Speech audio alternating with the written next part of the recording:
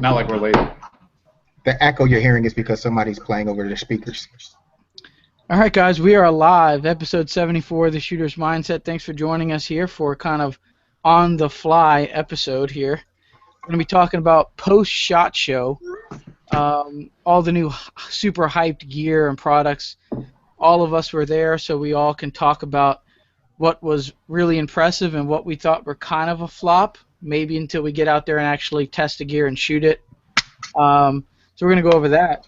But a Q&A section's in the bottom left-hand corner for those of you guys who are new to the show and don't know how the Q&A works. Bottom left-hand corner of your screen. Click that, and it'll open up a separate window, and you can ask any questions to any of us here on the panel today. If you guys haven't been to SHOT Show, maybe this is probably a good show for you guys to follow up, maybe get some of your questions answered on some of those new products that you guys were interested in looking at. But here with my co-host here, Dustin Plouffe in the house. What's going on, Dustin? How's it going, guys? I beat the SHOT Show plague, so I'm okay. I'm feeling good.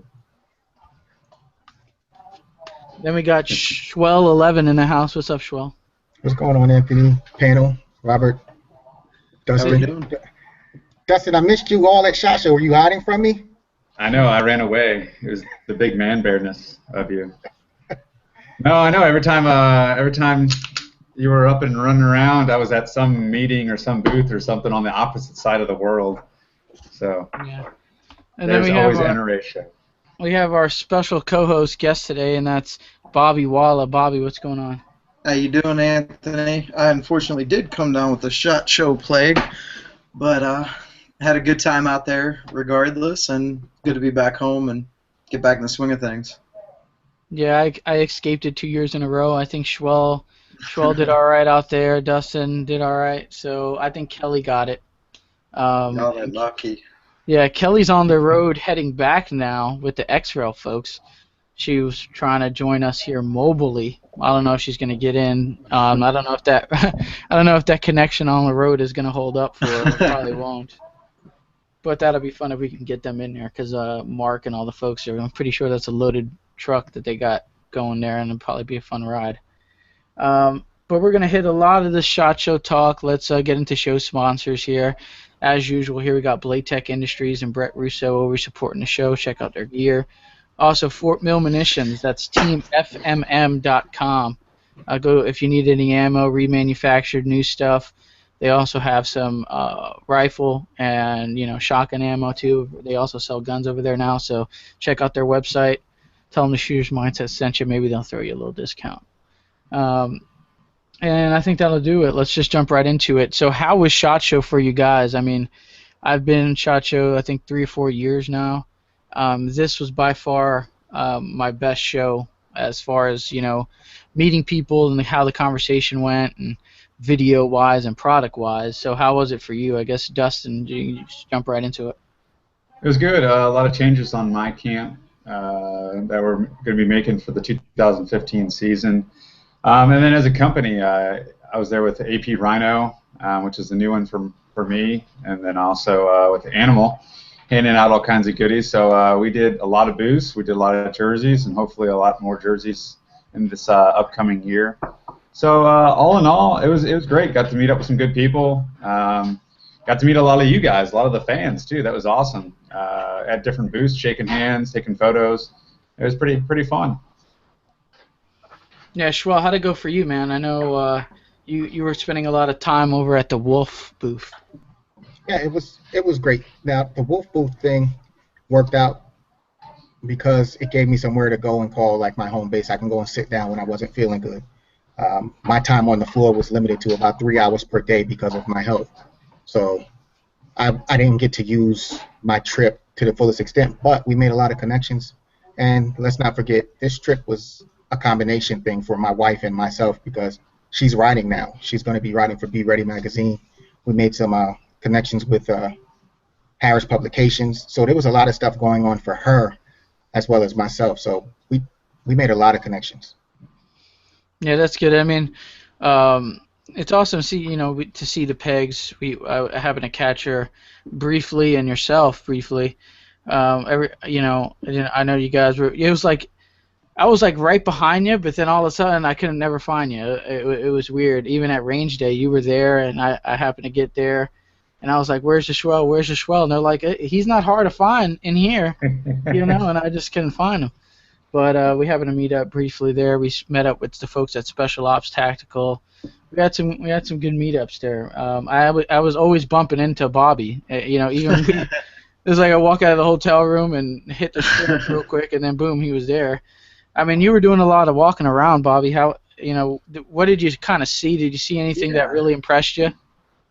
Yeah, I mean, this year for me was a little bit different than some of the past. You know, I had been out there in a lot of different fashions previous years, and you know, this year I went out with Rainier Ballistics, and I did a lot of walking. I'm jumping into 3-gun hot and heavy this year.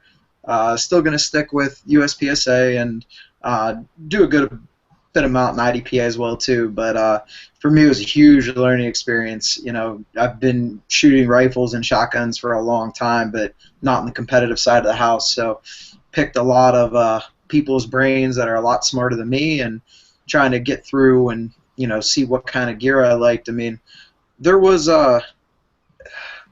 tons of new stuff. Some of the stuff I kind of was a little bit let down on. Like I mean, I should have known better, but I was still thinking that I was going to go there and see a single stack 9mm Glock. But I should know better. But for the most part, I mean, you know, some of the stuff that stuck out with me, I really think like Armalite, their 3-gun ready rifles were, I think, very well thought out. I think Tommy Thacker and Greg Jordan did a great job on those. Pretty much, I mean, besides low mass BCGs, probably one of the most complete 3-gun ready rifles that I've actually seen. So. Yeah, we're going to definitely hit those because those were something that I was impressed with myself. Also, I forgot to mention, like I said, this is a kind of on-the-fly show. We don't have much scripted or written out.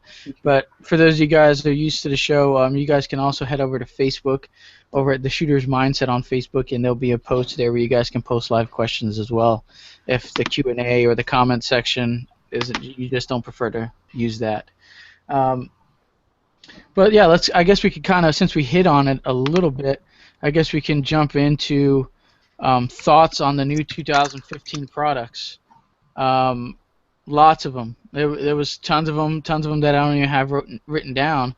The Armalite rifles, the HK competition rifle, the Strike Eagle from Vortex, the Vortex Red Dots, you know what I mean, the Rhino Arms rifles and bolt gun. So, I mean, I guess we can just start it off with the Armalite rifles because Bobby brought it up. We had Armalite on the show weeks ago. We talked a lot about these rifles. A lot of people had a chance to shoot them already. But we've seen the 18-inch, and I think it was a 13.5 or whatever they call it, and, man, I was really impressed for an out-the-box. I mean, the only thing, I mean, if you're really into low-mass bulk carrier groups, it has a standard bulk carrier group in there. If I'm correct, yeah. I have no problem with that. But if you wanted to do a slight modification, I guess you can throw a low mass in there. It's not necessary for you to just take the box. Pretty much, if you take it out of the box, you know, you're ready to rock. I mean, if you want to do like maybe a grip change or something, I don't know. You know, something simple like that, I think that's all the rifle needs. I don't think it needs anything, but if it was me, I would probably do like maybe throw a low mass bulk carrier group in, and that's about it. And that's probably all I would do. Dustin, did you get a chance to look at the Armalite stuff? No, I didn't. I ran past there through the chaoticness. I ran past and I got a visual on them, but I didn't get actually hands-on on those guys. But I know Tommy, and and all those guys at Armalite, and I know Jay from X-Rail. You know, so he just signed with Armalite, and I'm sure he's going to be shooting one of their rifles, one of their 3-gun rifles. So I'm sure it's pretty money. I mean, hell, they were one of the first companies to start making these Black Evil assault weapons. So yeah, supposedly, I would if I was to go heavy, I would get their. I would get their, you know, 308 gun. I mean, I think it's kind of a no-brainer to me. But I know, Schwell, I don't know if you got a chance to go by that booth or anything like that. Yes, I did. One thing I noticed when I picked up those guns and handled them and got the information on them, what jumped out at me was these guns were put together by shooters. You know, there was nothing wasted. All of the parts, they was well thought out, and you knew that that's what they were for. These weren't guns that you're going to take to a Costa class, to this training class, to that class. These were for competition.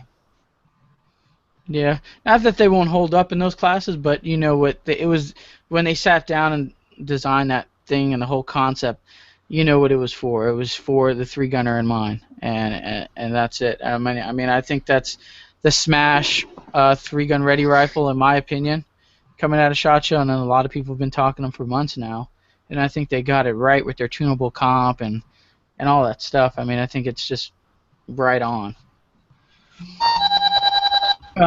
One of the things I was kind of a little disappointed in, like I said, I haven't shot this, so I mean, maybe my opinion will change, but it's a little bit with the HK competition rifle. Now, I think it's like MSRP, I don't know, like 27, 24 in that range. So it's a little bit, it's overpriced compared to your standard competition ready 3-gun out the box rifle. So they're already kind of overpriced, and to me, when I picked it up and I shouldered it, it felt a little bit heavy compared to what I'm used to. So, but the difference between heavy and expensive was kind of thrown me off. It's got that HK logo on there. You know it's gonna pay the piper. Yeah. That just comes with the logo itself. Yeah. Let me see if there's any Q&A. I don't know, Schwell, Bobby, did you get a chance to shoulder that HK? I mean... Yeah, I mean, don't get me wrong. I'm not going to say HK doesn't make a good gun. They make great stuff. I just not a fan. I think they're always kind of putting stuff out there. I mean, we're in a world now basically of 6 and 7 pound rifles, and sometimes even lighter than that. I mean, I understand there's issues with longevity there, but there's just too many. I mean, like the Armalite. I think the price point on that was what, $1,400. Yeah, something like that MSRP. I mean, not taking anything away from any of these other companies, that are building $2,000-$3,000 rifles, but like when I spoke about Armalite, I mean, it was more in tune to what they're actually offering for the money that they're offering, and I don't think that you're getting less than some of these other companies. I just think everyone's trying to get their dollar in, Everyone's trying to tweak something a little bit and call it a 3-gun rifle. Yeah, I think 3-gun now is the new threshold for reliability and for durability. When I'm talking to customers, I'm like, oh no, I use this in 3-gun. And they're like, well, no, I just want to go deer hunt, or I just want to go shoot every month with my. But like, no, you're misunderstanding me. Like, it can hold up to me banging the hell out of it and me running it, for 2-3 days nonstop, thousands of rounds through it. It's going to hold up you putting 100 rounds down range and setting it down on your tailgate. So I think that's really the point of it. We actually had Kurtz in the house here from Mr. Heavy Drop himself. Got to run into him at the Adams Arm booth. He mentioned HK stopped having a shooting team a while back, so it's kind of interesting them jumping back in the competitive shooting scene, I guess. It's like once they dropped the competition team, they started coming out with competition style stuff. Like, I mean, if you wanted, I'd rather shoot the VP9 than, I don't know. The P30L was a nice firearm, and I like the firearms they make. I think they make one of the most comfortable firearms on the planet, pistols. With their their P30, you can integrate all the grips, and I mean, it just fits really well. It's just I can never the price tag with trigger. I can never balance the two right there. But the VP9, I got a chance to play with that. I thought it was a solid thing. It's something to get used to as far as a mag release, but I think that's a good pistol. That mag release. The VP9s are nice. My a buddy of mine, around me, he has a VP9 that he had already sent off to Gray Guns, and I mean, the thing is awesome. And I used to be on the HK bandwagon back in the day, and I had a P30L that was all tuned up, and honestly, even with the $300 some I had into the reliability package and the trigger, there was nothing nice about it. But the VP9, I mean, it's definitely the best thing that they've ever put out there for sure. Yeah, agreed. Schwell, you got some live? Yes, sir. Question from Leonard De Leon. What is the word on the Magpul Glock mags? Did you guys get a chance to shoot with them at the range? Are they metal lined like the factory mags, or are they 100% polymer? Oh man, this is going to spark a big conversation. I was trying to get into some of the Q&A here, but let's get in some Q&A because Leonard, we are going to hit the Glock mag and the Magpul products for sure. So stand by on this stuff, but I don't want these Q&As to pile up too much. I got one here from. Let's try to hit these pretty quick because I kind of dropped a boat on the Q&A here. Caleb says year of the question mark. From my end, it looked like the year of the pistol caliber carbine. What is the new hotness, I guess, for this 2015 that you noticed? Yeah, there are definitely a lot of. I saw that too. Some definitely carbines in the pistol calibers. The new Chris Vector in 9, that we all got to play around with that at the range.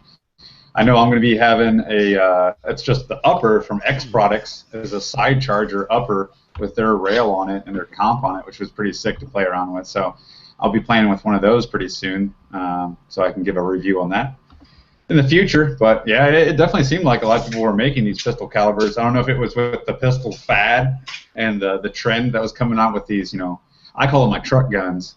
So, but I also live in St. Louis, so we need truck guns. Schwell, where you at with this? I don't know. I think ever since that ATF letter on those SIG braces, those pistol caliber carbines are going to calm right down. I mean, I don't really, there was this UD-9, but it had the SIG stock on it, and if unless you're running it straight buffer tube, you needed an SBR to put any other stock on. To me, I think it's the 308, man. I mean, I have seen tons of people releasing the 308. Whether it's competition in mind or just in general, but a lot of companies are throwing the heavy caliber stuff around. I agree with you, Anthony, on that. The week before I left for SHOT, I had the opportunity of getting my hands on 8 308 lowers from new lowers that are coming out for 2015. The fact that there were 8 of them on the table, and these weren't from everybody. These were 8 different manufacturers. So that tells me that that's where the trend is going. I did see a little bump with the pistol caliber platforms, but I don't think that those are going to take off as much as the heavy guns do. Yeah, no doubt about that. Shot Show Crud runs rapid. Kelly with RCI gang equals trouble. That's from DJ. We had What's Up from Daniel over at DK Custom Triggers, who has my TTI 34. We're doing just some slight tweaking of the trigger and some overall smoothness going on the inside there. That didn't come out right, but you guys get it. You're a gunsmith. I got a Dremel too, so. Yeah. What's up to Kurt? Kurt's in the house. He says, "Go Piston or go home." Adams Arms does make the best pistons, probably hands down. So.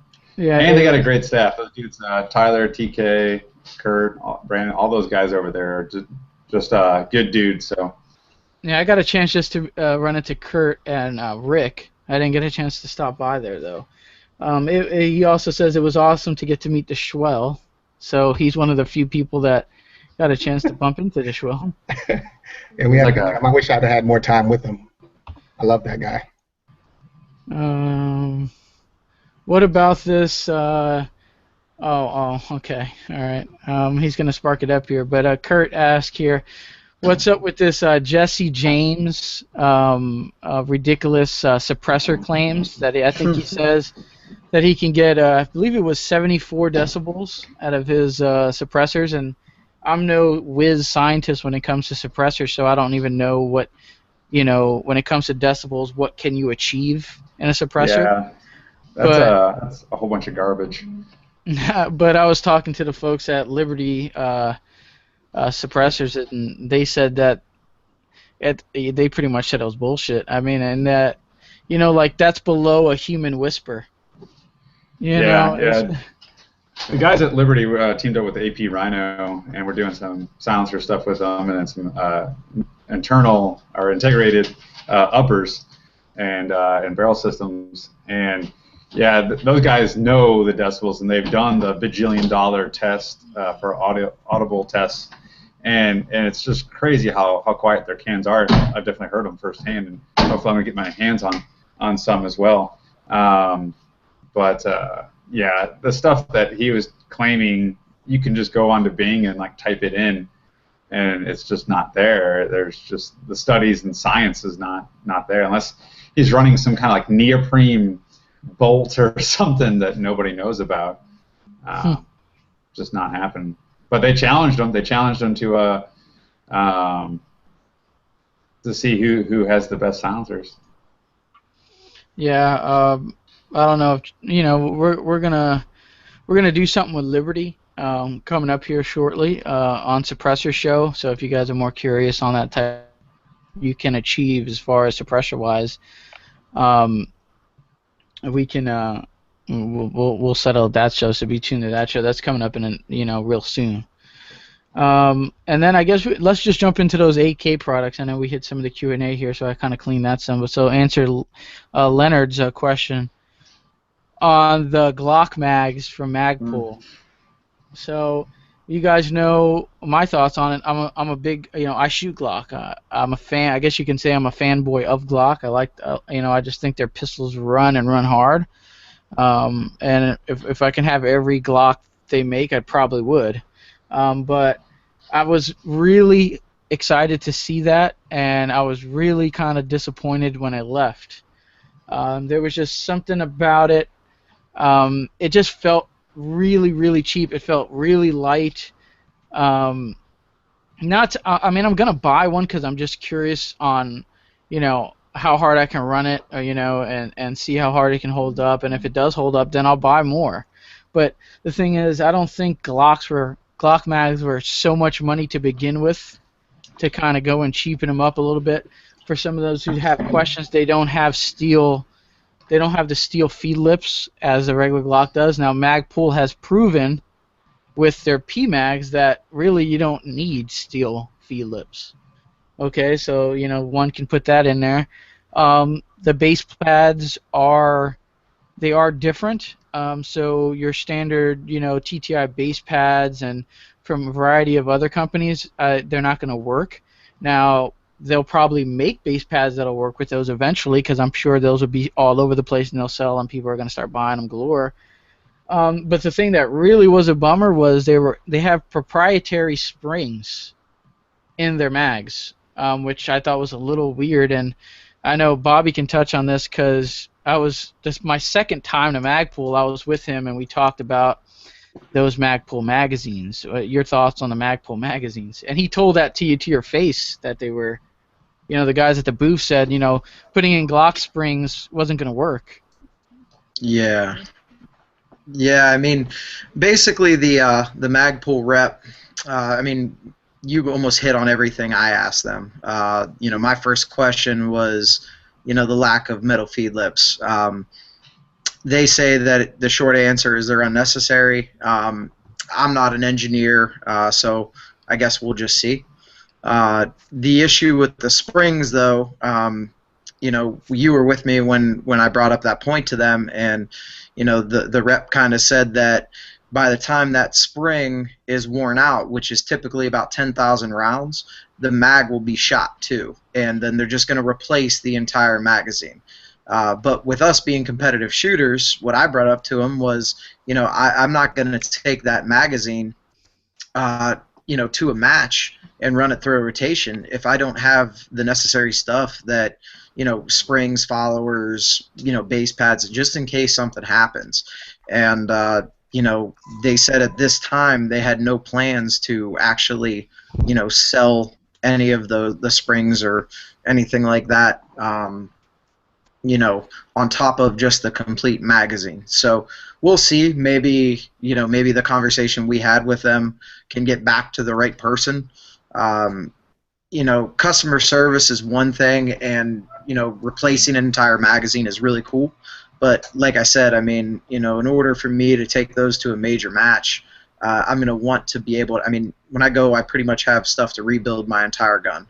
So no matter what happens, I can fix it. So that's probably, what's that? What was their MSRP on those mags? MSRP is Like $15.95. Yeah, $15.95. So, typically, I mean, you can kind of get Glock OEM mags for $20. Right. I think if they were under 10, I would have been like, well, okay, we just buy a bunch of $10 magazines and the hell with the extra parts. But at that price point, you really do have to have those spare parts. You have to. Yeah, I mean, I kind of think it is a necessity for, I mean, in my opinion, for anyone, but definitely any competitor shooter, I think, could agree. I mean, there's little things. I mean, how many times have you seen people's stuff break or go down in a match, and they're not, they don't have the parts or whatever to fix it. Now they're borrowing other people's stuff. I've never wanted to be that guy. So, Yeah. I think the mags serve I think they'll do well for Magpul. I'm sure Magpul is not going to put anything out in the market that is not quality.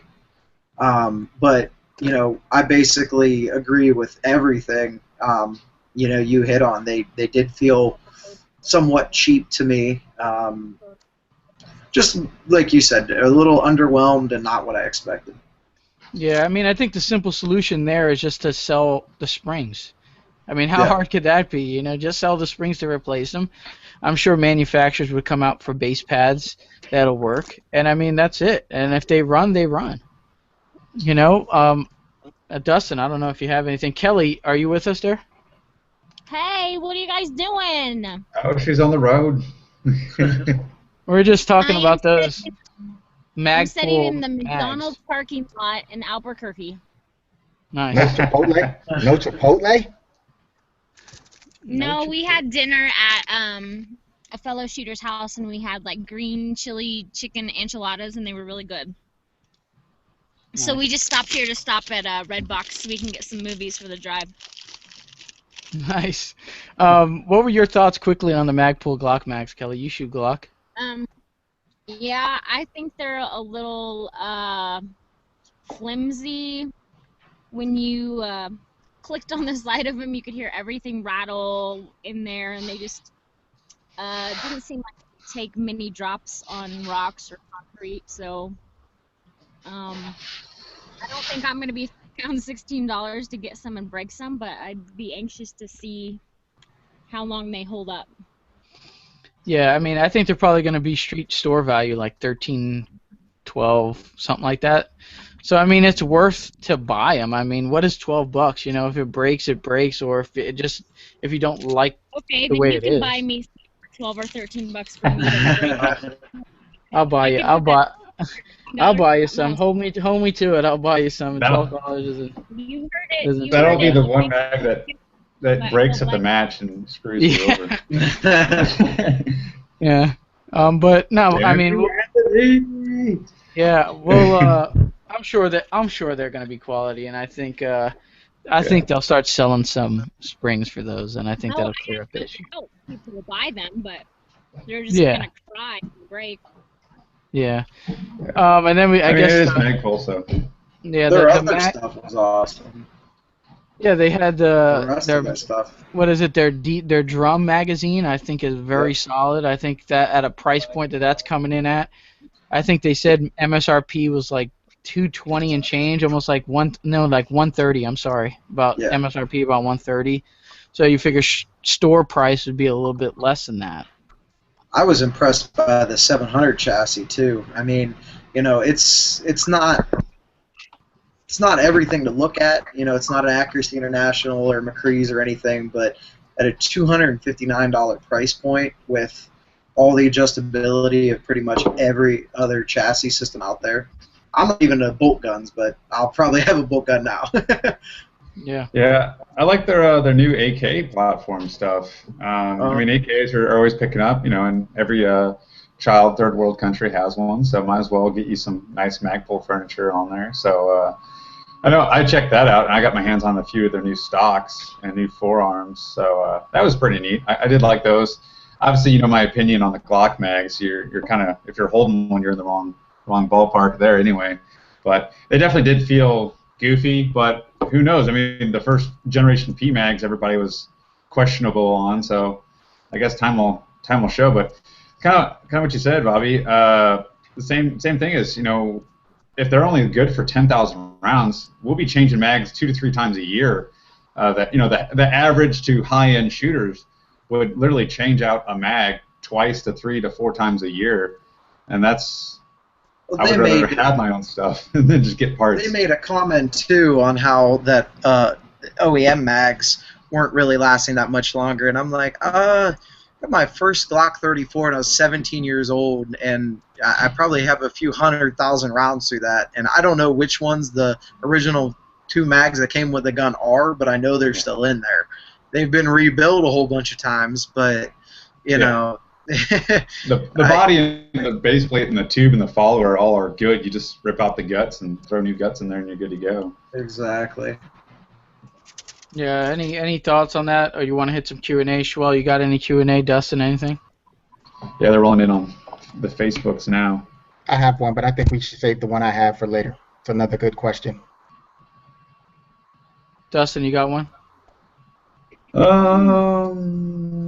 of going on. I guess, do we want to get into the Vortec goodies? Let's hit some of the Q&A here. Rick Birdsall says, so many SHOT Show shenanigans and still didn't get to meet the infamous Schwell. Sad face. I caught him at the Warren booth. I didn't get a chance to see him at the Adams Arm booth or the AP booth, but I caught him there. So people are disappointed they didn't get a chance to see you, Schwell. He's like a unicorn. Yeah. Okay. I did walk around quite a bit. I did make it to a lot of I went to the X-Rail booth. I did go to a lot of the different booths. It was just that I didn't run into a whole lot of people. And, I mean, between YouTubers, people in the industry, competitive shooters, people that I know, I didn't see a whole lot of people. Again, I only spent 3 hours per day on average at the show before my health kicked in and I couldn't be there. So I never made it past lunch at any day. Yeah. That place is so big. I mean, for people who haven't been there, it's just massive. Think of the biggest, sports stadium you've been to times, I don't know, what would you guys say, like three levels of that? So, and you're looking upstairs, or is it downstairs, or is it in these side rooms? And thank God I had Sagan around and my phone with the app, which semi-worked, and maps, because there's no way in hell I could figure out what level am I on? Where do I need to go over to this room here? And sometimes the numbers didn't make sense. Did you see there were booths on a 3rd floor this year? Yeah. I'm talking to my friends, they're like, we're at AmericanSnipers.org. I'm like, where? 3rd floor. No, you're wrong. There's only 2 floors. I was like, wait. No, we're on the 3rd floor. No. I'm like, what? Did they add one just for this, or what? Yeah. Yeah. Here we go. We got a Q&A here from Brian. He said, no sickness here. He said, woohoo, no sickness here. What was the best haul from the show? Mine was a Benelli knife. Big questions is to Anthony. Did you place an order for the Strike Eagle now that you got to play with it? I do got something in the works for a Strike Eagle. So I guess I can answer that as yes. I believe Dustin has one on order as well. So, and most people that I talk to, since we haven't talked about the Strike Eagle, I guess this will kind of lead us into it. I spent a lot of time at the Vortex booth. It was one of the first booths I hit and did a video on with Ruben over at Vortex to compare the Razor HD to the Strike Eagle, and obviously the difference is they both are true 1X scopes, and the difference is obviously in the glass and the finish of the finish on the scope. The Strike Eagle was not heavy. I know I played with some of the lower end, heavier than the Strike Eagle, so I think the Strike Eagle hit a big point for me. And I looked through it, and it looked solid. I liked the reticle. Obviously, in the SHOT Show lighting, you can't really tell much as far as that, but it looked really solid. And all the pro shooters, Jesse Tischhauser, I've talked to about it, and Bobby said the same thing, and Dustin was looking at them, and we all were kind of impressed with it. And I know I even talked to some people saying that they're going to sell their current scopes to put the Strike Eagle on their backup rifles. So I think that's going to hit home. It's going to be like a backup 3-gun scope for me, and it's also going to be a entry-level scope for a lot of promising carbine shooters and 3-gunners that are coming up in the game and just can't afford the coin. And I think it's going to shine. I honestly think you probably if you don't pre-order one, you're going to have a hard time getting one. So get on it now, because I don't think you're going to see many of them to purchase. So. Yeah, when I got over to there, the booth was jam-packed every single day that I ran past, or actually ran to talk to Ruben or talk to any of the guys over there. And looking through the glass, it was awesome. In the daylight, obviously with that light, it's kind of goofy, but the reticle where you could change the brightness feature was really clean on it. The glass was really clean compared to other optics in that same price, even to a little bit more of that price bracket that it falls in. But for under $1,000 optic, it's awesome. Yeah, if you want to step it up to that, the Razor obviously is killing the market, but that's a 1,500, 1,800, 1,900, whatever it is. And then if you want to bump up to a Swaro or something crazy like that, it's even more change out your pocket. But for the average mid to the first timer 3-gunner, that's an easy shut up and take my money optic. So. Yeah, I'm happy to get it, and they already have switch views for them, so that's always going to be on all my optics.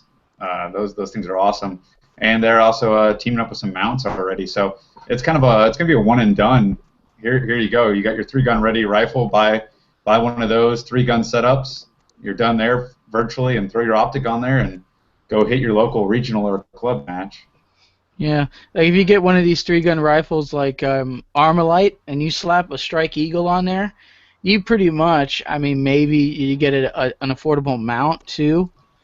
You're probably looking at, you could probably get that whole package for under $2,000 at $2,000 to less than that. I don't think there's much of an excuse there, to get up and get started there. Hold on, Rich White here. Vortex 1x6.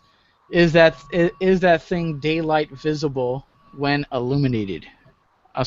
Yeah, as far as I could tell, it was, and I stepped away from the booth with it a little bit to kind of get out into the little brighter light of the show floor, and it seemed pretty clear. Obviously we'll be doing some full reviews later on them out and about, but as far as I saw, it was pretty money. Yeah. Strike Eagle will replace the Burris TAC-30 and MTAC as an entry-level 3-gun scope. That's according to DJ. It's right there with those guys. Probably the clarity of the glass is a little bit better. I run an MTAC-30, and so does Kelly, and I'm not sure if anybody else has them, but between the Burris stuff, the Bushnell tactical line of optics, and anything that's in that $500 to $800 optic range, I think it's going to put a hurting on a lot of those other companies for sure. Yeah, and not to overshadow, Vortex did release 2 red dot options. One is a 3 MOA and one is a 6 MOA dot. I believe the MSRP is coming around like $250, a little bit less. I think don't quote me on these MSRPs, but I'm pretty solid on $229 MSRP for some of their new dots that they're releasing. So another affordable dot option from Vortex. And those were pretty cool. They look like an RMR virtually. If you guys haven't seen them, definitely go on their page and check them out. But they seem pretty solid too. Yeah, I have a lot of up close pictures of all of those optics that we've talked about so far on my Facebook page, and I believe I shared them on the Shooter's Mindset page as well. So you can go and check that stuff out. There are some really close-up pictures of all of those optics. Yeah, if you guys aren't, Schwell, if you guys haven't liked Schwell on social media, he's posting up a lot of pictures. And also, if you guys are looking for some video, you didn't take much video this year, right, Schwell? None. Zero. It Finito. was a lot of pictures. Right. But I took about a dozen videos, so I've been posting them up like one a day. Recently, I skipped this weekend, but I'm gonna start picking it up. Monday, Tuesday, Wednesday, Thursday, Friday. You'll probably see about one video a day from SHOT Show. So stay tuned for that if you guys are curious on any. Can someone send Kelly a link at an email? Yeah, Did you get that? You got it? Yeah. All right, cool. Let's see, what do we have here?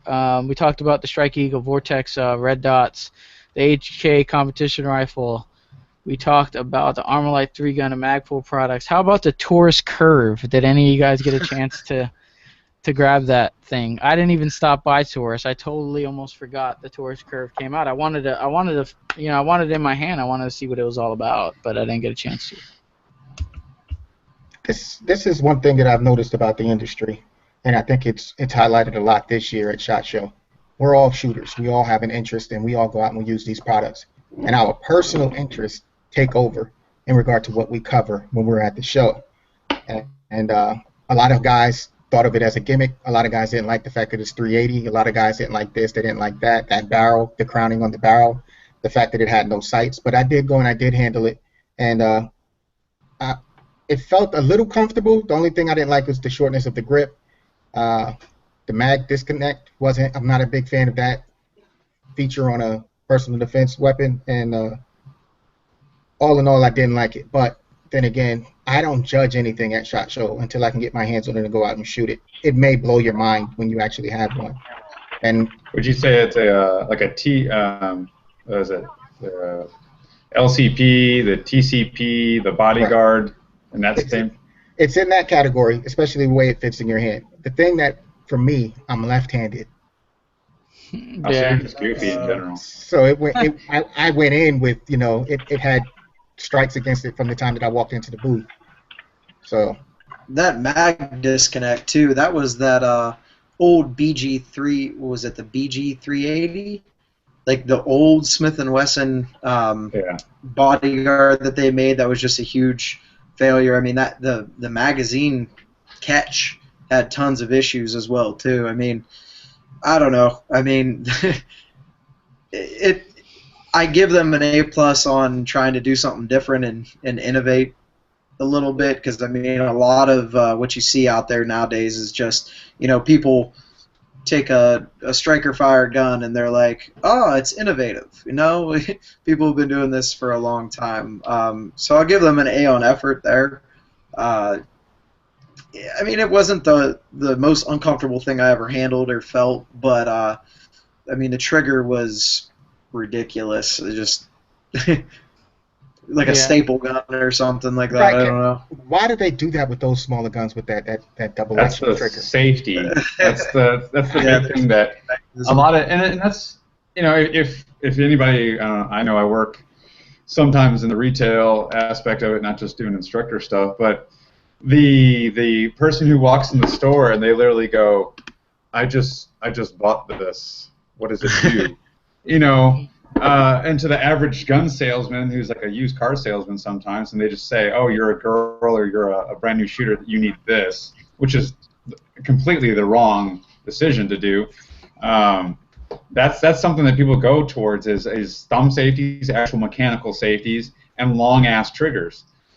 Because they think in their mind, oh, it's just going to magically go off. When no, you keep your booger hooker off the damn Bing switch, and nothing's going to happen. And figure out what meets your needs, because everybody's different. I think half of us on this panel shoot all kinds of different guns, and so it's one of those things that I think that's a general oversight for the industry and the consumer. Yeah, I carry around a Glock 42 in 380 90% of the time. So I mean, I'm not a hater on 380 as much, but just the no sights. I mean, it comes with a light or a laser on there, so I figured your laser would be your sight, and your light would be your sight, and you're not going to deploy that pistol in any more, Well, it's realistic. 5-7 yards, so it's all point shooting. I mean, Yeah. that's what those LCPs, the TCPs, any of those 2-inch little guns. It's just like a 2-inch revolver or a Derringer. I'm not shooting 25-yard headshots by any means. I mean, my XDS, that's a 3.3-inch gun. My actual carry, 3.8-inch XDM. Yeah, I can stretch it out just because I can stretch it out and I have a lot of trigger time with them. But realistically, you're only going to be shooting 5-7 yards. So Yeah, something like that. it's- The issue with You know. those two is your light and laser. They're both. It's like the old the bodyguard 380s and 38s. They're you got to press a button. I mean, Yeah, it's a crutch. I don't see anyone. I mean, I'm not going to get into examples or scenarios or anything like that, but I cannot fathom anyone having time or being able to train enough to be able to activate and press a button while they're drawing their gun, trying to get it out to use. But they're little add-on features that they can do a lot cheaper than doing like a grip activated, like a Crimson Trace. Yeah. And and they're selling points to people because there's a lot of people out there that will probably buy that gun based just on those features. And Yeah. the price point is very affordable. I mean, Yeah, the it's like fully loaded 3 and version is- change. Right, the fully loaded version is still under 400 MSRP. So it's going to sell. You're going to have people going out and buying it. We just don't know for how long. How long is that gun going to be on the market? Yeah. All right, so we have Kelly. We had Mark jump in, Mark Roth from X-Rail. Like I said, they're mobile, so their connections in and out. But we had this question here pop in from Brian. Did anyone stop by the RCI X-Rail booth and check out the new M3K offerings, their magazine tube setup, and their new monster safety upgrade? So Kelly, are you with us? Probably not. Okay, she's not with us there. I definitely stopped by and talked to Mark for a played while. with it. Yeah, I stopped by. I was impressed. I think what they got going on there is you can send them your Stoeger or your Benelli, if you have one, or I believe you can buy those straight up with all the mods from them. But Yeah. I mean, they have like their own.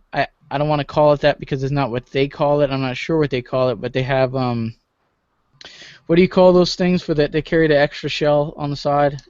Oh, yeah, it's the Mass he said Saver. they're not making them. They're not making them. Mark, because Mark said that honestly, like everyone was asking him more questions about the match savers than even some of their other products, and he said that he's like, we might a little bit down the road, but he pretty much that's what he makes his own, and he made them for the demo guns. Yeah. But they weren't selling them right now. I mean, I stopped to talk to him for a while solely because I just got that M3000 and was looking at their monotube and the other accessories they were putting out there for it. Hey, Yeah, I Kelly, run one of their tubes, and it's opens Kelly. Then yeah, Kelly, are you with us there? Yes, can you hear us? Kind of. We were just talking about the RCI X-Rail, Benelli, and Stoeger mods. I don't know if you want to hit on it, but people are asking if we checked them out. So what are your thoughts on those? Well, why don't you ask the man that makes them? He's sitting in the front seat. We'll put them on then. Mark, can you hear us? What do you want to know there, Anthony? Yeah, I can hear you. Can you hear me good? Yeah, you're good. Kind of. We hear you. They just want to know the new products from X-Rail, specifically the Stoeger and the Benelli mods. So give us the rundown. What are you guys doing to those shotguns? Well, first I'd like to apologize in advance for going to Arizona here, or New Mexico. But for this year, we pretty much launched a couple of turnkey guns that are out of the box, ready for 3-gun, better than anything that's ever been out there before. So the whole goal was to create an Econoline, which is a Stoeger, and the Benelli M2, which is kind of your Cadillac, that have all the bells and whistles, everything that I would want to shoot. From the monojuke systems to the QD swivel inserts for slinging, to the rear sight notched in for slug impact, correction, to the magwell, the quad port opened up, or the magwell opened up for quad port loading or quad loading, and it's also using our captured follower technology, which has been a big hit this year.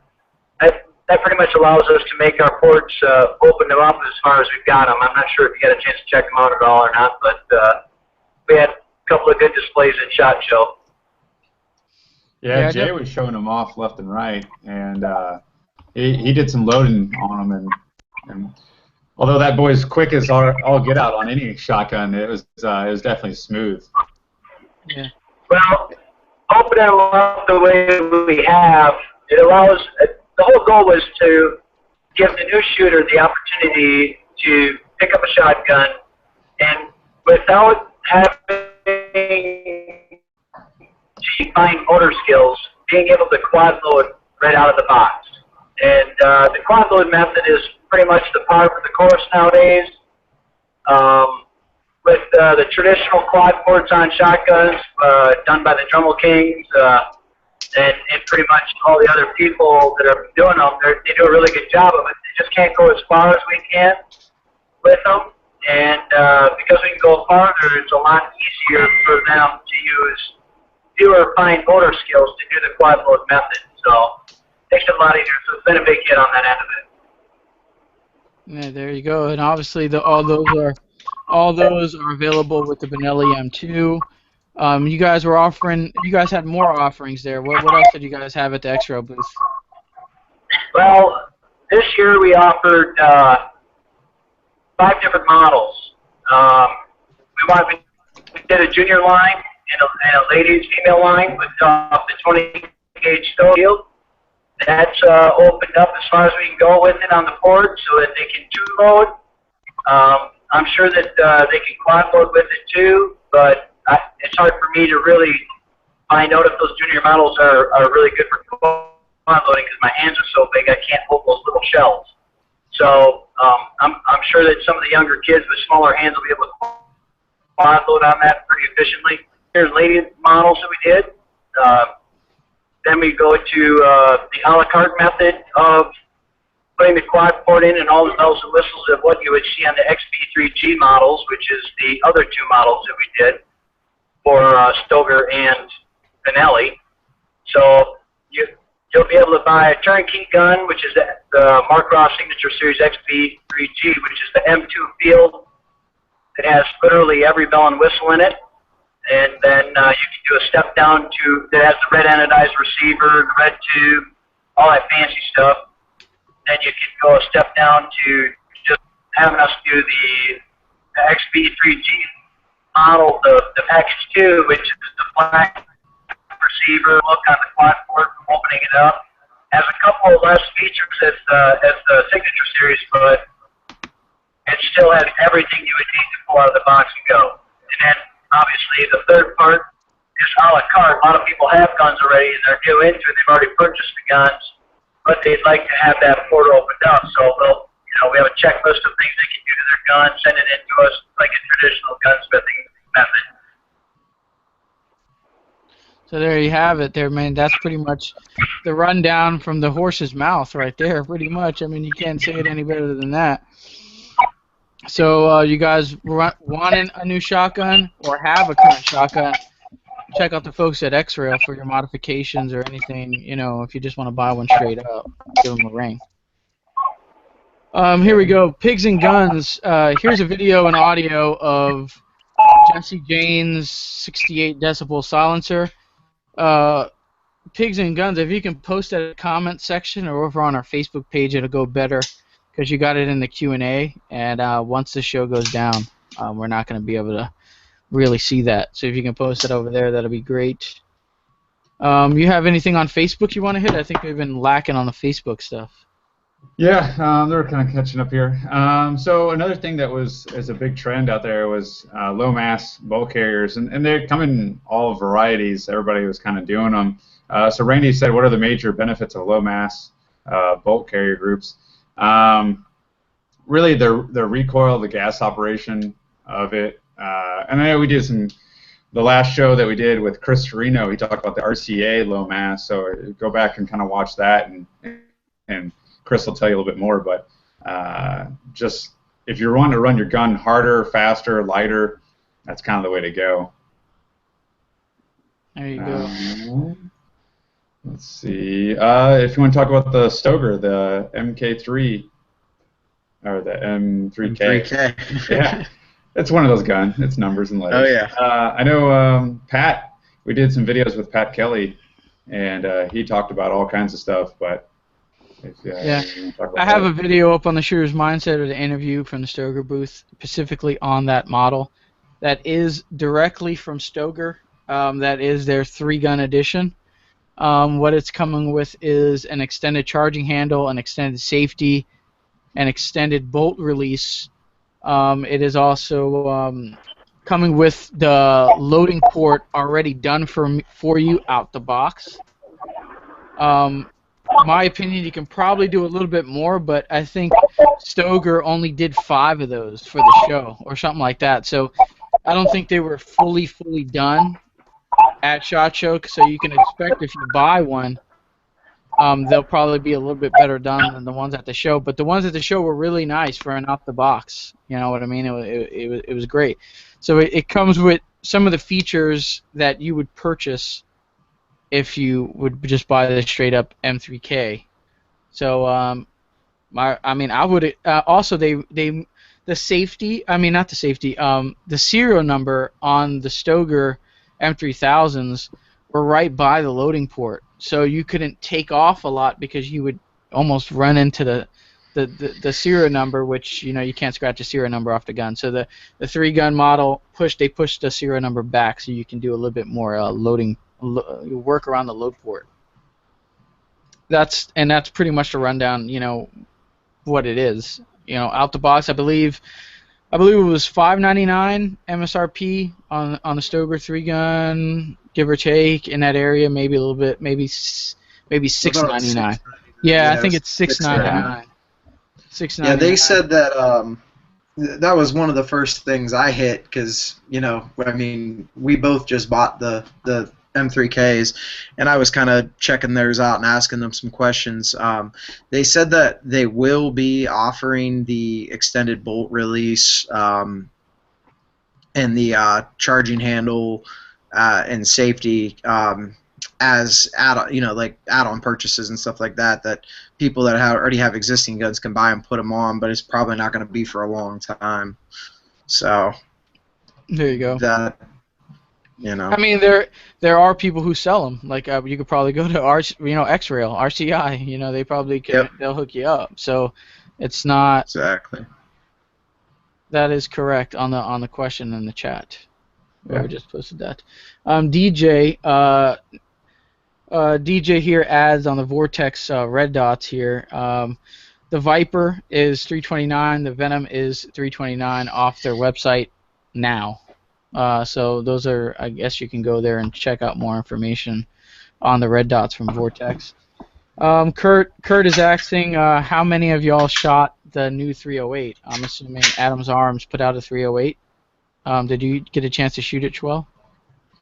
Yes, I did. Actually, I had just finished shooting it right when I ran into Kurt at Media Day, and fantastic. It was one of those things where after you're done, you want to leave with one. You want to take it home. And like I said when we talked about it earlier, Anthony, I think that's where we're going to see the transition this year. Yeah, some could say that the 7.62x3.9 and an AR platform, it might be even the big bang for 2015, because I've seen a couple of manufacturers doing that. Different manufacturers. I know AP Rhino has a model. CMMG has their Mutant that I shot in full auto over at Range Day. That was awesome. I think Strike Industries has one also. The thing about that though is, are you going to spend money on those when you can get an AK cheap nowadays? AKs are not so expensive to where people need to buy the AR platform. Yeah, it's just I don't know. If you want I guess a finer fitting, it's just like the ARs too. You can get a Core 15, or you can get something that's a lot better. Or do you know, even in Smith & Wesson or anything like that, a stock, not billet, lower, you know, just a machine. It's the same thing. Are you going to spend six and a quarter for an AK, a Century Arms, you know, Wasser 10, or are you going to jump up a little bit and get something that's maybe a billet, more ergonomical to you, maybe that can take some of your AR features that are stocks and stuff that you got sitting in, you know, in your closet. Yeah, I mean the price tag is pretty high. The Mutant I think was like 14 for a basic model, and then it was like $16.99. You know, like I said, give or take. I talked to them at you know, CMMG, and they said that they are noticing more accuracy out of that AR AK modification platform. But like you know, we mentioned, you can get a basic AR for like what, 600. You know, you can even get them for like 600 now. Same thing with an AK, or I've seen AKs even go for even cheaper sometimes than 6 and a quarter. So I mean, you can buy two of them. Essentially, you can buy both guns for the price of those Mutant, you know, or those, you know, not calling you know, them out there specifically, but majority of companies that I see, the multiple companies, you know, they're priced a little bit up there. But So, that's I don't not, know. the only reason why I mentioned that is because I think that's the reason. When you brought up the caliber, the 7.62 by 3.9, I think that's where the 308 stuff is going to shine a little bit more, because there aren't many different options. There isn't a cheaper way to go 308 in those AR style platforms, or in a combat style platform. I'm not even sure which way to put it, or a modular platform.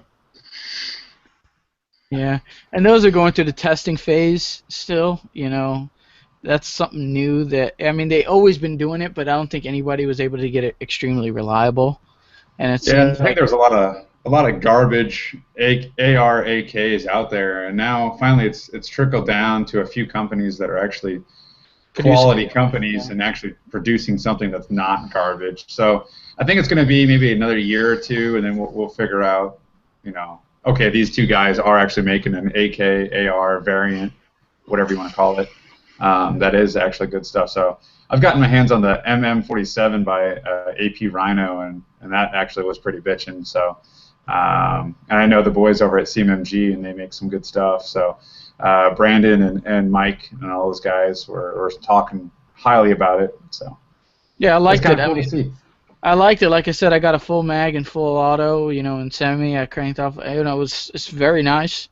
Yeah, I think Skaz got a good photo of you. Yeah, I got Greg Skaz was there taking photos, and I appreciate that. He did help me get that magazine full. Usually, I think they do like 10 rounds, so I got lucky there. I got to pull a full P mag out of that. But for, you know, Shuel, we're gonna go to your question. Whoever we got live on YouTube, but just want to hit this one because it's on the same topic here. For competition, this is from Patrick E. Kelly. For competition, 7.62 by 3.9 offers nothing. It is not a major caliber. Fewer rounds in the same length mag as a 5.56. So for competition, guys, it really don't do crap unless I guess you're shooting a local match, which really doesn't kind of. Or you're communist. I guess. Shuel, what do you want to hit on the YouTube? Blind Shooter Declan asked, did anyone get a chance to check out the new MMPs, Smith & Wesson's offerings for 2015? I don't know, Bobby. Did you get a chance to check them out? What did they? I mean, I saw they were. I saw the ported one with. I think that was it. What did they? Yeah, what did they? I mean, they change like little things around, but I don't think they really released anything new. I think it was a performance center, right? Nothing was really new. What they came out with, they have these new threaded barrel kits. They also came out with some new finishes, new colors. and there were a couple of, I think they added some laser max sights to the revolvers and stuff like that. But we're not talking about brand new designs or anything like that. They just made changes to their current production models, things to make them, I guess, stand out in the cases at the gun stores. Performance Center really options, I guess, on that. That's what they call their custom shop stuff. So I know they came out with, I don't know if they're under the M&P line, but I know they came out with some new revolvers and some large calibers like 460, I think 44, 357. I think the 9mm too. So they came out with some of those larger frame, larger caliber revolver lines. I don't know if that falls under their M&P line though. Nah, they've got a few revolvers that are M&P, but not the main ones. Yeah, if you're talking about, like their Strike Fire pistol, I think all they did to it was they took the core essentially and just put some factory porting in it. I mean, I wasn't, nothing. I like the M&Ps, but I just wasn't. I wanted to go. I spent my time searching for the things that were, almost brand new, the new deal. And I knew, Jerry already ran. I think he runs a Core or a Pro with ports, but that was done aftermarket through another company. So now Smith is offering out the box some porting. So if you guys are into throwing an RMR or Vortex dot on it, having some a nice grip and some ports, take a Chris Costa course or whatever. I don't know. I don't know. Production optics didn't go through for USPSA, so you can't use it there. And I don't know if IDPA, there's some talks that they're trying to bring in an optic pistol division, but then porting, it's not.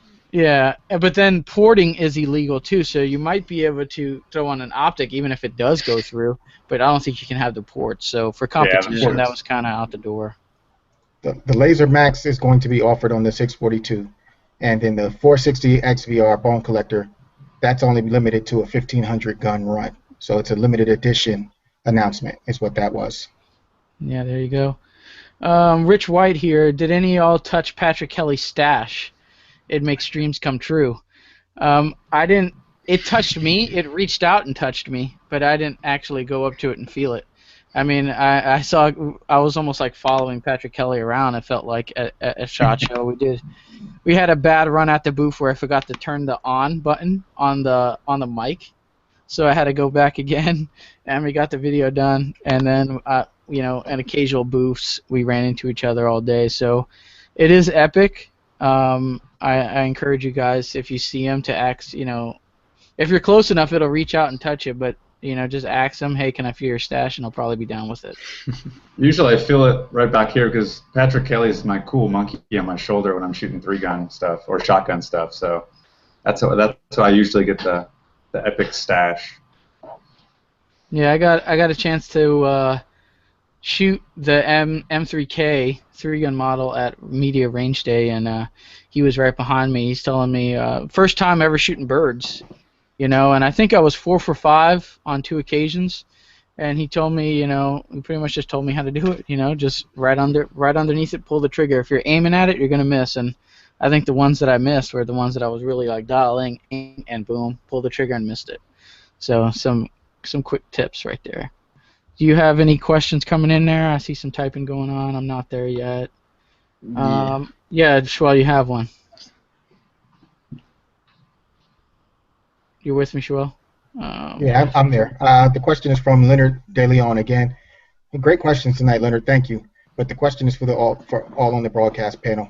If there was any item, big or small, what one item would you want to walk out of SHOT Show with?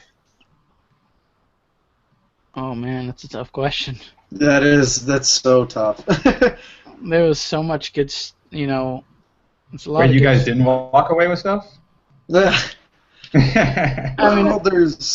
stuff like completely out of the realm of possibility. There's things that I need or I should say want that I don't have. Yeah, wants and needs. You need to say like what rifle, what pistol. That'd be a much easier way to answer it. Adams Arms 308 for me. That Velociraptor with PVS 14s. Oh yeah.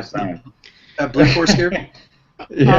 I'll step out of the realm here of awesome and just go into the Rhino bolt gun. You know, like they're, what is it, Lapua caliber? I think that was in. I mean, well, we had a few clean. 6.5 Creedmoor 308, 7 mag, and 3 and Lapua 338. So yeah, the new bolt guns. Actually, look at this. I'm prepared. Look at that. Oh. Yeah, those were. You know, like I So- said, I mean, I wouldn't purchase one of those unless I got into long range. But if I was able to walk out with it in SHOT Show, I would so get into the long range game because that thing is just smoking. Yeah, and you know, Rhino stuff automatically. All their direct impingement gas guns are half MOA guaranteed on the barrels, and then these are into the quarter MOA guaranteed. And everything's done there in house. It was based off a 700 chassis that they retooled and re-engineered. The bolt and the throw on it is just retarded. Smooth, easy, fast. It's sitting on our managed stock. It's the T2A stock, so it's super adjustable. Possibly could be on different chassis soon. I'm just throwing that out there, maybe. Now Aaron and Jeremy are going to kill me. Yeah, it's there's some good stuff on them. I'm pretty excited to throw some rounds down range with them. Yeah. Just switching gears real quick. I think we hit majority here. We're almost coming down to the end of the show here, but Media Range Day. I know me and Terrell was able to attend. I know last year there was a lot of a large attendance of kind of people that almost didn't seem to belong there, lack of a better term. But this year I noticed that they cleaned that up. Schwell, did you notice that? Substantially. It was much easier to maneuver around, get in and shoot stuff. The way that the Chris booth wasn't a half hour, it was more like 10 minutes. And you can basically judge the attendance of Media Day based on how fast you get to shoot a gun at the Chris booth, because that place, there's always a line. So I thought everything went well. I thought it was good. Let's just put it that way. I thought what they did to clean things up seemed to be great, but I was one of the people that got in, so I don't know how the people who didn't get in feel, you know? So for me, it's different. Yeah, a lot of people that didn't get in last year, they didn't get in this year, and there was some disappointment there. I barely was able to get in. So there's some. I was just a little bit disappointed with their communication as far as Media Range Day. I don't know if it was just lack of doing research on my part, but I didn't hear anything about it. I heard that they sent invites out, and if you didn't get one, you didn't get in, and I didn't know what was that about, who you had to email. I didn't know anything about that. So disappointed on the lack of communication, I think, on SHOT Show's end this year, but I think it was cleaned up for sure. Yeah, it definitely seemed a little goofy on some stuff. I actually didn't get out to the range. I definitely wanted to. So that'll be on my agenda next year, game plan. So every year we've definitely learned a little bit more. So I guess chalk that one up to learning experience. But it was weird how they did it only on one day. I thought 2 days was pretty cool. That way you can get to all the booths that you need to get to and all the cool goodies. I got definitely a lot more video last year of that. But I guess we'll see how it works out. Yeah, I have a couple Q&As here that keep piling in, so thanks for the questions here. I got one here from, this kind of leads into my next question on my list, though, from Solid Gun. Saw a lot of celebrities walking around the booths, walking around and at the booths. Was starstruck when I was talking to Kim Rhodes, second year. He says starstruck when he was talking to me. I guess thanks, man. I'm still I kind of got some of that at SHOT Show, kind of blown away when people kind of categorize me as one of the, just a regular dude that likes guns, in my opinion. But I appreciate the comment and the compliment there. And he said Eric Reifel was there. What famous people did you see that caught your interest? So any celebrity starstruck people. I got a chance to take a picture and talk a little bit with Michael Rooker from The Walking Dead and Cliffhanger. What was the movie he was in there with Tom Cruise? I believe there was a couple movies in there, but Well, he was just in the Galaxies or Guardians of the Galaxy. He was just in that. I mean, that's a more recent movie. Yeah. I mean, he's been in a lot of stuff. Yeah, tons of stuff. I mean, Steven Seagal, I saw him walking right by me. Yeah, a little entourage with him. That was cool, but he was cool. He was taking pictures. No big deal. Yeah. There was a lot of people that I missed that I consider a celebrity in my opinion, and that was like Marcus Luttrell. He was there. Chris Kyle's wife was at the Cryptech booth. And I saw her walk by me. I kind of wanted to just like stop her and say, hey, but she was walking. I usually don't like to interrupt people unless they're in a booth because they're usually trying to get somewhere. She was there. Jim Irwin was there. It was a previous guest on the show. Dale Comstock. I happen to swing. I'm big into the military guys as far as starstruck when it comes to them. So Dale Comstock was there. Craig the Sawman was there. I don't know. Who do you guys see? Schwell. Who do you any celebrities that you consider? None. Yeah. None. And then some of those people you mentioned, I don't list them as celebrities as well. Yeah. You got to understand, I'm a veteran. I've worked side by side with a lot of people, and if you ask them, they wouldn't call themselves celebrities either. They went out there and they did a job. So to put them on a pedestal for an appearance on Fox News and all that stuff, I'm just not that guy. So I go to see the guns and the merchandise and the things that the manufacturers are presenting at SHOT Show. Nothing more, nothing less. There you go. Anything hard to come back after that one there, but Dustin, you see anybody? Actually, I don't really get starstruck. I'm like, hey, that's cool. I'm glad I got to meet. But walking in our airport, even before SHOT, I invited him to SHOT Show. But if you guys are on my page, and this is really, you can't really see it on my phone, but that's Mr. Grits and Gravy, Eddie Griffin, comedian. If you watch the Chappelle Show, and he's up and on other stuff. He was actually standing next to me in Phoenix on our layover getting tacos, and Sagan was like, hey, I think that's Grits and Gravy. And I was like, nah. And they call you by name, so they're like, Dustin, come get your orders. I go get my order, and then they're like, Eddie, like right behind me, and he's like, I'm like, holy shit, that actually is him. So, and then he walked to our plane, and we were actually sitting next to him, and I just went up to him and was like, hey, how's it going, man? And he's just a really cool guy, and talked for him for a few minutes and got his photo.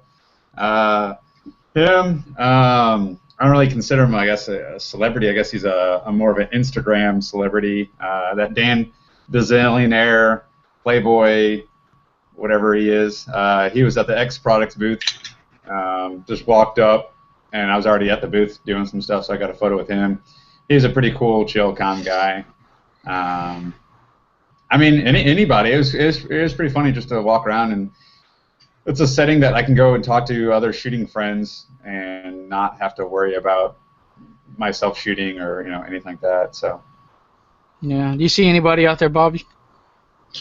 For the most part, I mean, it's all really people I've seen before. I mean, I actually had the opportunity to meet Chris Kyle, what was it, I think 2 years ago at LaRue booth.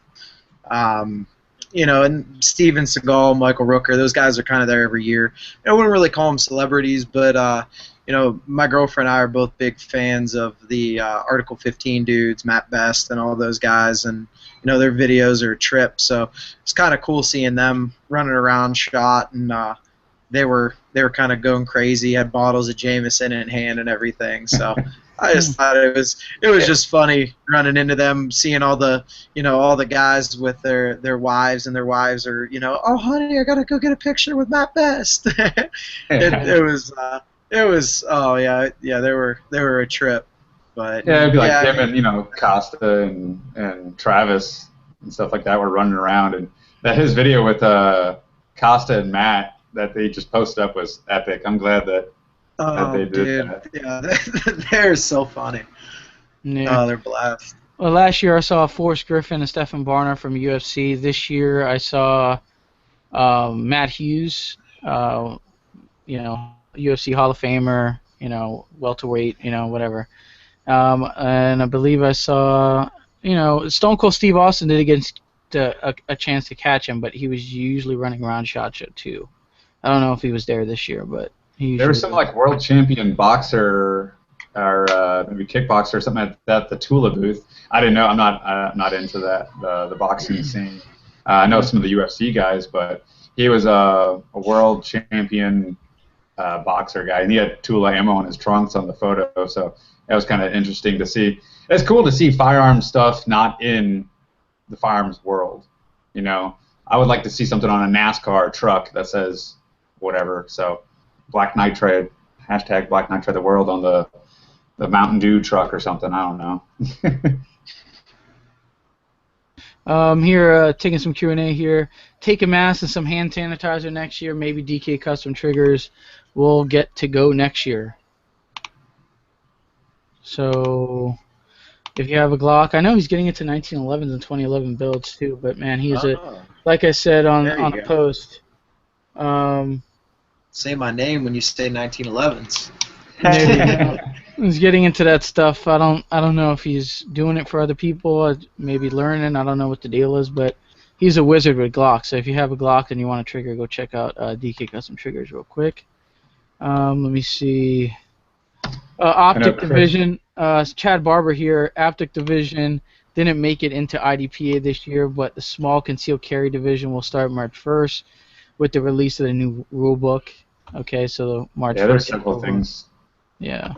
Some of the IDPA head honchos were there at SHOT, and I got to talk to a few of them running around. And yeah, the compact pistol division, I think it's CCP, is in. I don't know. Don't quote me on anything. I know it's small frame, small barrel.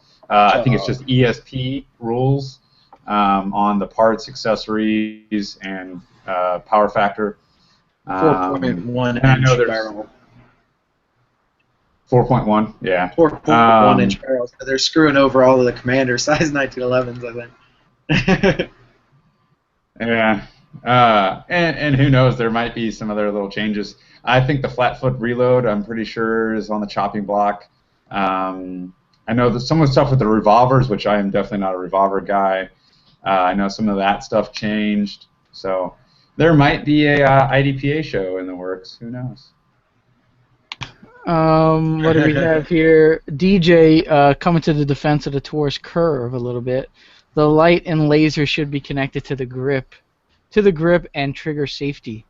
So maybe it comes on when you grip it. I don't know. I think that's the right way to do it. Yeah, it should be more like Crimson Trace for sure. Is he saying it should be as in they should redesign it and do it? Because that's not what I saw at the booth.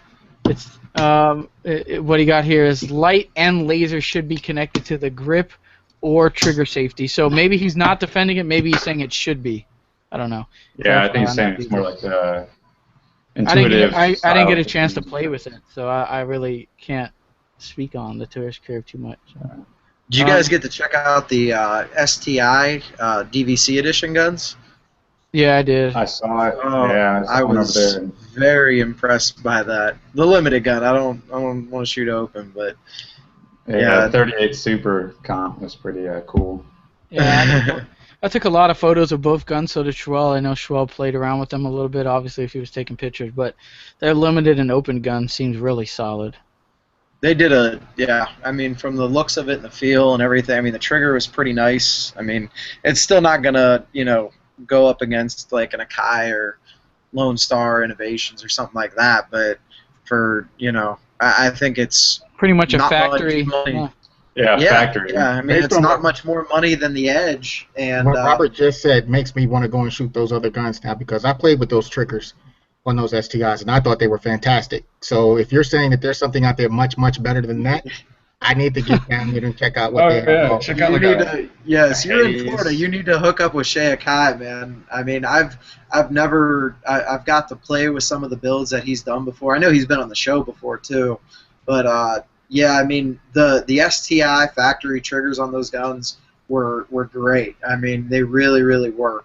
But if you can imagine it, in my opinion, the Akai and some of the other companies out there too, it just I don't know, maybe a little bit more definitive wall and break, if that's what the point I'm trying to get across. I don't know, but those are a hell of a gun for the money, man. I mean, that thing is, I think the the limited STIs, like at a MSRP of 26, something like that. So you're probably going to see that thing for probably 25, 24.50.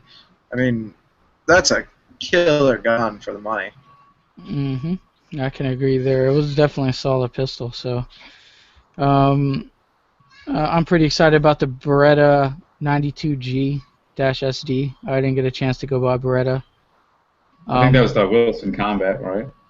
Okay. Yeah, I was over there with BJ. BJ Norris is signed with Wilson Combat for this year, and he's just a machine gunner when it comes to a pistol. The dude is hobbit size, but he can shoot. He can shoot awesome. He's a champion, shooter in many different sports. But yeah, he's going to be shooting a few different other Wilson Combat from the 92 to some of their 1911s and stuff like that. So it's he showed me a few things in it, and it looks. My idea was like, wow, they're bringing a 92 back from the graveyard. It's a zombie gun, but the stuff they've done with it, it's gonna. He said it's gonna maybe punch a hole in all the USPSA.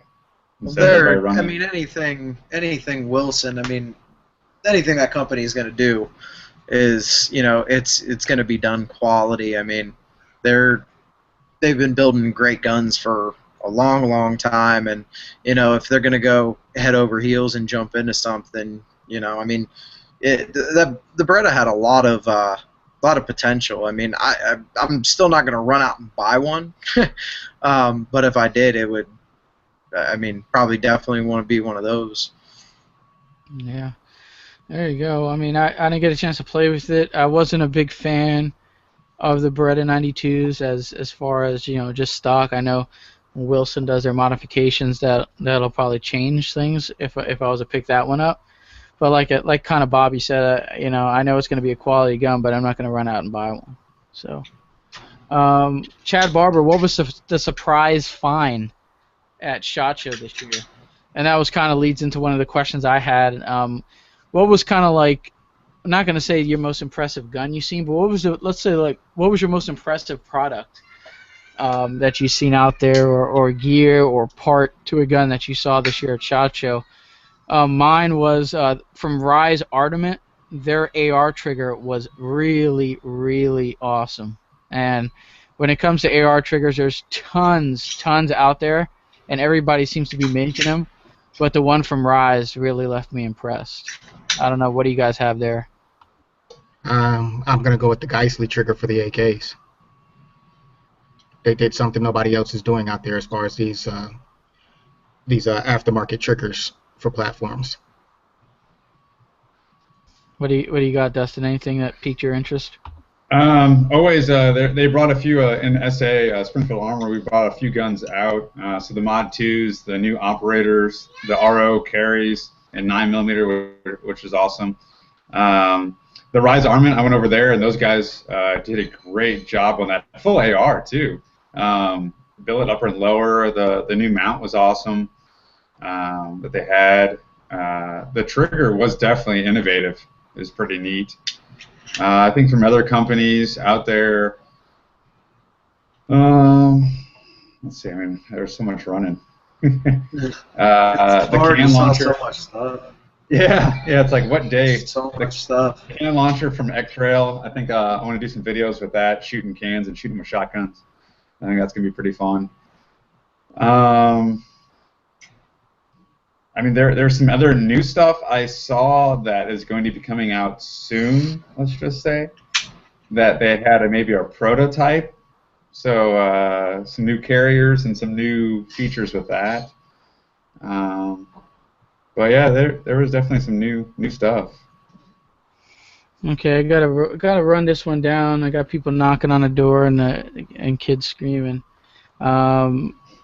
So we're gonna have to close this one out in a little bit here. Let's get a couple more Q&A. Kurt says Hayes Custom Guns will blow you away, Schwell. So take a look at Hayes Custom Guns. I happen to have dinner and did a little meet with I believe it was Aaron at Hayes Custom Guns. He's also part of he's a good dude. Team Benelli, so that was fun. Check them out. Did you guys experience any boosts with companies that ignored you, or which companies were awesome customer service? So I didn't get ignored by anybody. I don't know if you guys experienced any of that. Who asked that question? Because it's probably a troublemaker. Oh, it was George D. is what's popping up on my screen. I ran into it a couple of times, but I'm not going to name the companies. I'll just, go out there and show and prove later with the other companies that actually did give me the time of day. That's the type of person I am. I'm not into the negative publicity. I'm just not going to give you any publicity if I can avoid it. And I'm in a position where I can have an impact on that stuff, especially with these other entities that I work with. One company that rolled out the red carpet for me was Landtag. Landtag, I mean, the customer service, their attention to detail, everything, they talked about everything. They showed me about the 50-plus patents they have for 2015. They blew my mind with how much information and how much attention they gave me when I went to their booth. But did you get some of Brent's vitamin water? No, I wasn't offered any. Oh, I got some vitamin water. What's up? Oh, well. Here we go. Quick Q&A real quick. Brian, is anyone else eyeballing the multiple kegs of tight group to the rear right of Bobby? Yeah. They're like, where do you live again? What's your address? 9 of them over there. That's why I have everything downstairs. There's more stuff hidden too. Kurt also says, what do you think of the $99 match grade Voodoo Innovations threaded Glock barrels? What would they do to the market? So I didn't get a chance to check those out, man. I missed a lot. I don't know if you guys got a chance to check out, but $99. Didn't Silencer Co. come out with threaded barrels for Glock too? Yeah, I was gonna say Silencer Co. There's a couple companies doing it. And Glock's doing factory, threaded barrels now. I will say I just trying to the H&M RCA booth. Chris from S3F Solutions had one of his Glocks out there, his Glock slides and his barrel, and everything was black nitrided. And and you know me, I'm not a Glock guy. I picked that thing up and I was like, wow, this is some really cool cuts and some really good. I mean, it felt good.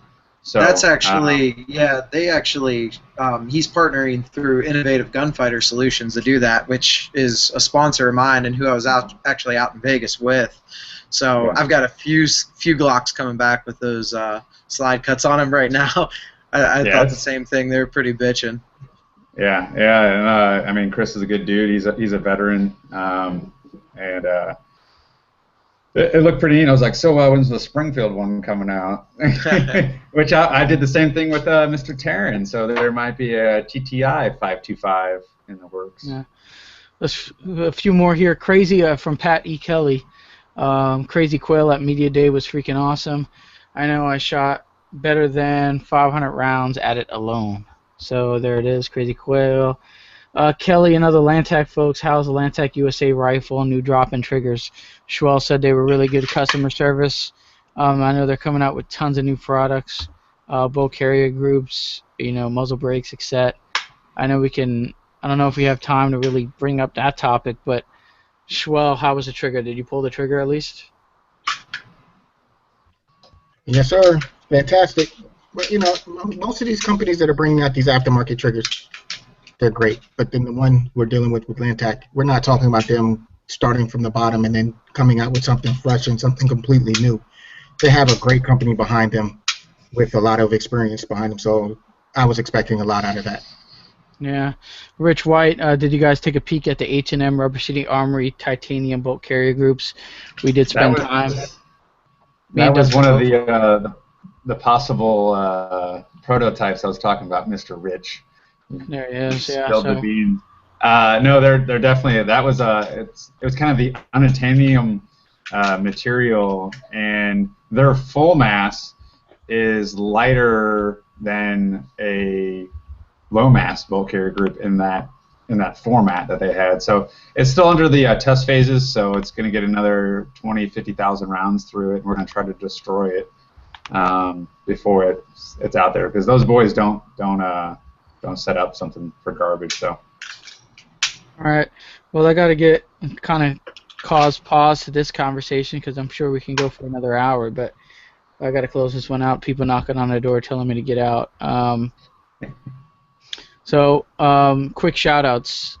Bobby, go. You're first with the shout-outs today. Shout-outs. Well, probably give a shout-out to Raven Concealment. I don't know about you guys, but I'm pretty sure that their new holster was probably the best swag that you were going to get at SHOT Show. I saw tons of people walking around with their new Eidolon holster. I actually had one before SHOT Show, but that's pretty badass. They're giving away $100 holsters to everyone walking around the show. Big shout out to Rainier Ballistics, one of my sponsors. Got great news from them. They're going to be coming out with 30 cal bullets for subsonic and supersonic and 223 bullets. So definitely going to help me out a little bit. My other sponsors, 10A Performance, Innovative Gunfighter Solutions, Brass Exchange out of Atlanta, Georgia. I'm probably forgetting someone else. Oh, Weapon Shield. George Fennell, one of my newest sponsors. Super great dude. Got way more knowledge than I can even deal with. Gives me a headache every time I talk to him. But awesome product. That's all I got. Thank you guys for having me on the show, man. It was a blast. I watch every week, so really appreciate it.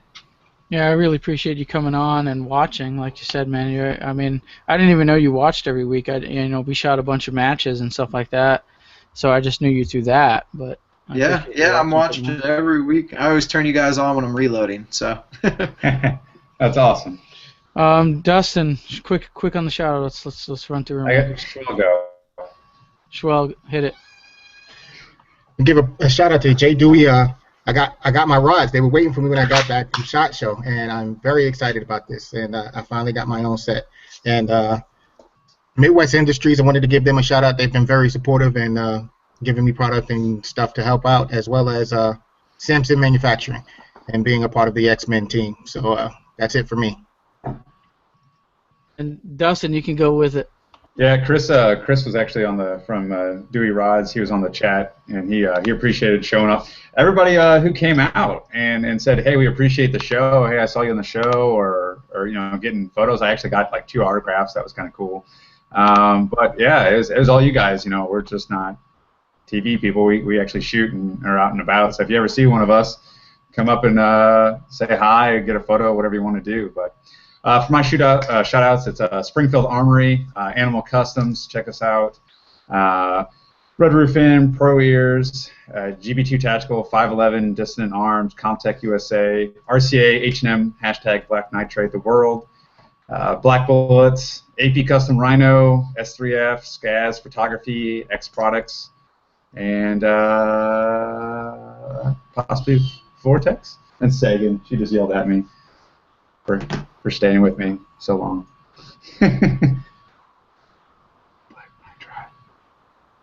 All right, guys. But a special shout out to UM Tactical. I mean, their booth killed. They killed the booth at SHOT Show. They had an amazing booth. They're selling red dot optics to go with their mounts now. Check out their trigger guards. We're gonna get back to the giveaway. Wednesday we have a show with a great manufacturer, so stay tuned for that, and there'll be a giveaway as usual, so stay tuned for that. Want to give a shout out to J Dewey Rods. Like Schwell has them, I have a ton of them also. They're best rods on the planet in my opinion. So go check them out. Blade Tech Industries, Brett Russo, Fort Mill Munitions, Terran Tactical Innovations, and quickly, I got people in the room with me here. But, yes, he's unloaded. Okay, guys. But this carbon fiber blue handguard and upper from Carbon Arms. Awesome rifle that I'm going to be shooting their upper for a second. That's an 18-inch. I have a 16-inch TTI also, so great combination of guns there. So that'll do it for episode 74 of the Shooter's Mindset. Thanks for joining us, guys. Bobby, Dustin, Schwell. See you guys Wednesday, and that'll do it. Indeed. We're out of here. Take it easy, guys. Thanks again.